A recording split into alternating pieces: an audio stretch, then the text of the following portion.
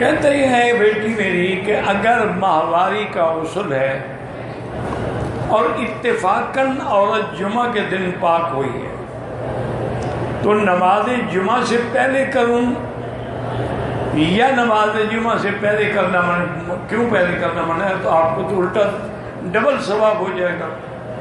ایک تو ہوگا پاک ہونے کا اور ایک ہوگا جمعہ کے دن غسل کرنا بھی سنت ہے.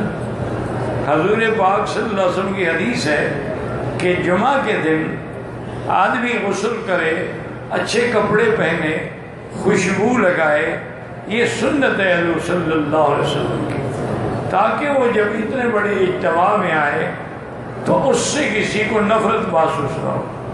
بلکہ ایک حدیث مبارک میں یہ بھی ہے من غسل واغتسل، جو آدمی خود بھی غسل کرے بیوی کو بھی غسل کرائے، یعنی جمعرات کو میاں بیوی بھی ملے.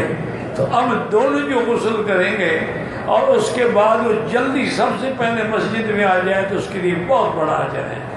تو اس لیے سنت ہے میرے بھائی غسل کرنا. جنابت سے غسل تو ایسے آپ نے کرنا، اس کے بغیر تو آپ پاک نہیں ہو سکتے. لیکن اگر خون بند ہو گیا ہو، یہ نہ ہو کہ ابھی بلیڈنگ ہو رہی ہے اور آپ نے غسل کر لیا، اس کا کوئی فائدہ نہیں.